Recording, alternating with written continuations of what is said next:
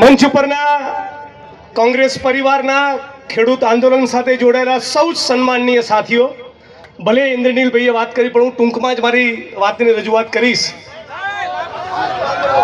એમણે કીધું કે ટૂંકી વાત કરો, એટલે કવિની પંક્તિ યાદ આવી કે ટૂંકી ટચરજ વાત કબીરા, ટૂંકી ટચરજ વાત કબીરા, લાંબી પડશે રાત કબીરા, કાપડ છોને કાણી પૈની પાડો નોખી ભાત કબીરા. ખેડૂત આંદોલનમાં કોંગ્રેસ પાર્ટી, ઇન્દ્રનીલભાઈ, બધા જ મિત્રો સાથે મળીને એક નવી ભાત પાડવાના સંકલ્પ સાથે જે રીતે બોટાદની આ ક્રાંતિકારી ધરતી પર તમે એકત્રિત થયા છો, તમે તમામ ખેડૂત પરિવાર, મારી બહેનો અને માતાને હું સલામ કરું છું, હું વંદન કરું છું. આજે બહુ અદ્ભુત માહોલ છે. તમારા ચહેરા પરની રોનક, તમારા ચહેરા પરનું નૂર એક નવી ક્રાંતિની તમે શરૂઆત કરવા માંગતા હોય એક એવું દેખાડી રહી છે. ત્યારે ગેનીબેને બહુ સુંદર વાત કરી, લાલજીભાઈએ હાકડા પડકારા કર્યા, પાલભાઈએ જબરદસ્ત ભાષણ કર્યું. મને લલિતભાઈ કગથરાની એક વાત બહુ અદ્ભુત ગમી. આજે લલિતભાઈ એમના ભાષણમાં કીધું કે હે મારા ગુજરાતની જનતા, હે મારા ગુજરાતના ખેડૂતો, હું લલિત હતો, એમાંથી લલિતભાઈ થયો, પછી લલિત કાકા થયો, હવે લલિત દાદા થવું ત્યાં સુધી રાહ ના જુઓ, એના માટે હાથ જોડવા તમને આવ્યા છીએ. ઇન્દ્રનીલભાઈએ એમની વાતમાં કહ્યું કે આપણે ચૂંટણી ટાણે જ્ઞાતિ અને ધર્મમાં વેચાઈ જઈએ છીએ. કોળી પટેલ થઈ જઈએ, આદિવાસી અને દલિત થઈ જઈએ, કડવા અને લેવા થઈ જઈએ, આહિર થઈ જઈએ, ઉત્તર ગુજરાતમાં માલધારી અને ચૌધરી થઈ જઈએ. ફક્ત ખેડૂત બનીને જો વિચારતા હોત તો 2025ના ગુજરાતમાં આપણી પરિસ્થિતિ આવી ન હોત. કોર્ટમાં જ્યારે કેસ ચાલતો હતો ત્યારે શહીદ આઝમ ભગતસિંહને પૂછ્યું કે क्रांति क्या है, ત્યારે ભગતસિંહે કીધેલું कि क्रांति से हमारा मतलब है किसानों और मजदूरों के हाथ में सत्ता, सत्ताना केंद्रमा ખેડૂત અને શ્રમજીવી મજદૂર હોવો જોઈએ. આ લોકોએ ધીમે ધીમે કરીને 25-30 વર્ષના શાસનમાં ખેડૂતોનું બોર્ડ ફિનિશ કરી નાખ્યું. ક્યાંય ના રહેવા ના દીધા. દિલ્હીમાં જઈને ડંફાસ ઠોકે, યુપી અને બિહારમાં ભાષણ કરે નરેન્દ્રભાઈ અને કે આ ખેડૂતોની આવક હું ડબલ કરવાનો છું. આ લાલજીભાઈએ કીધું એ પ્રમાણે તમારા ભાવ તો જુઓ. એ આપણી શું કંગાલિયત છે, સાવ આપણને પૂરા કરી નાખ્યા. નકરી આખા ગુજરાતના 250 તાલુકામાં જ્યાં જુઓ ત્યાં ખોટી માપણી. મારું ખેતર તમારામાં બોલે, તમારું લાલજીભાઈમાં બોલે, લાલજીભાઈનું અમિતભાઈમાં બોલે, અમિતભાઈનું વસરામભાઈમાં બોલે. આવો વિકાસ હોય? આ તમારું શાસન છે? અને આટલું ઓછું હતું એમ તમે બોટાદમાં જે પ્રમાણે ખેડૂતોને માર્યા છે, આ તમારા બાપનો દેશ છે? હે, તમે ખેડૂતોને શું સમજો છો? 2 દિવસ પછી સરદાર વલ્લભભાઈ પટેલની જન્મ જયંતિ છે.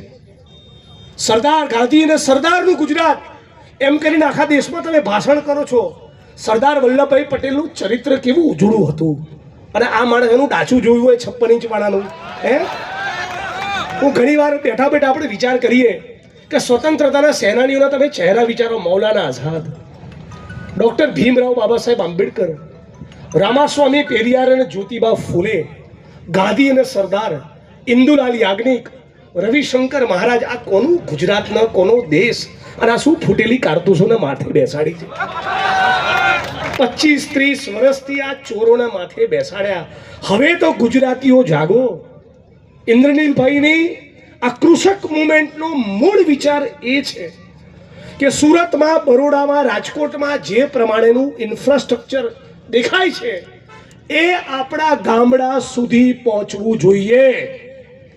ખેડૂત, ખેતી અને ગામડાને બરબાદ કરીને તમે જે વિકાસ કર્યો છે એ કોઈ પણ સંજોગોમાં કૃષક આંદોલન અને કોંગ્રેસ પાર્ટી ચલાવવાની નથી.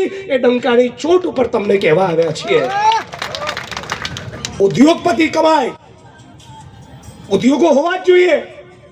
આજે મારા હાથમાં જે કાળા ઘડિયાળ પહેરી છે કે આ માઇક છે, એનું નિર્માણ કોઈ ફેક્ટરીમાં થયું છે, પણ ઘણા બધા વડીલો બેઠા છે.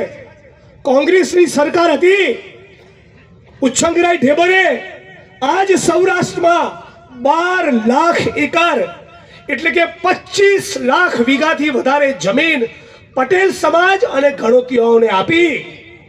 એની સાથે સાથે દેવી પૂજક રાવણ, આદિવાસી, કોળી, પટેલ, ઠાકોર અને દલિતોને પણ 5 થી 7 લાખ વીઘા ટોચ મર્યાદાના કાયદામાં અને સરકારી પડતર જમીનના કોટામાંથી આપ્યા. અને નરેન્દ્રભાઈને પૂછો તો ખાલી અદાણીને પધરાયું. કોંગ્રેસની સરકારમાં જમીનોની ફાળવણી એ દાળિયાઓને કરીને એમાંથી ખેત મજૂરમાંથી ખેડૂત બનાયા. કોંગ્રેસની સરકારમાં જમીન મળતી આર્મીના નિવૃત્ત જવાનોને, નાના અને સીમાંત ખેડૂતોને, દલિત, આદિવાસી, ઓબીસી અને પટેલોને. અને નરેન્દ્રભાઈની સરકારમાં જમીનો મળી અદાણીને, અંબાણીને, એસઆરને, રિયલ એસ્ટેટના માફિયાઓને અને ફક્ત પૂંજીપતિ ઉદ્યોગપતિઓને. તો આ બે વિચાર અને બે પાર્ટી વચ્ચેનું અંતર તમારે સમજવાનું છે. આજે લાંબી વાત નહીં કરું, આપ સૌને એટલું કહીને મારી વાણીને વિરામ આપું છું કે જે લલિતભાઈએ કીધું, ઇન્દ્રનીલભાઈ કહ્યું, મંચ ઉપરના તમામ સાથીઓએ કીધું, ચૂંટણી વખતે મહેરબાની કરીને ભૂલી જજો કે તમે કડવા અને લેવા પટેલ છો. ચૂંટણી વખતે મહેરબાની કરીને ભૂલી જજો કે તમે ગઢવી અને ચારણ છો, તમે દલિત અને આદિવાસી છો. ફક્ત ખેડૂત તરીકે તમારું હિત વિચારશો તો 2027નું ગુજરાત એ જુદું ગુજરાત હશે.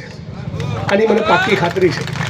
આજે ખેડૂત એ બોટાદની ધરતી પર જે હુમલાનો ભોગ બન્યો, એ જ ખેડૂત જોડેથી મારી એક અપેક્ષા છે. તમને ટેકાના ભાવ તો મળવા જ જોઈએ. કરા પડે, અતિવૃષ્ટિ થાય, પાક તમારો બરબાદ થાય, એનું વળતર મળવું જ જોઈએ. ખોટી માપણી રદબાતલ થવી જ જોઈએ. પણ તમે જ્યારે તમારી પર બોટાદની પોલીસ હુમલો કરે અને તમે જ્યારે કહેતા હો છો ખોટું થયું, ત્યારે હે બોટાદવાસીઓ, તમારે એ પણ કહેવું પડે કે 17 વર્ષના આર્યન નામના મુસ્લિમ છોકરાને બોટાદની પોલીસે કસ્ટડીમાં 8 દિવસ નગ્ન કરીને માર્યો. એ પણ અમે બોટાદવાસીઓ ચલાવવાના નથી. આવું જે દિવસે કહેશો એ દિવસે આ દેશમાં બંધારણ લાગુ પડશે. આવું જ્યારે તમે કહેશો ત્યારે લાગશે કે ખરેખર હજી થોડાક લોકો રવિશંકર મહારાજ, ઇન્દુલાલ યાજ્ઞિક, ભગતસિંહ અને બાબા સાહેબ આંબેડકરમાં માનનારા પડ્યા છે. આપણે સાથે મળી જાતિ અને ધર્મનું કુંડાળું તોડી ખેડૂત તરીકે એક થઈએ, કૃષક આંદોલનને મજબૂત કરીએ, કોંગ્રેસને મજબૂત કરીએ, બહારથી આવનારા નાટકીયાઓને ઓળખીએ તો 2027નો દિવસ જુદો છે. જય ભીમ, જય ભારત, જય સંવિધાન, જય કોંગ્રેસ.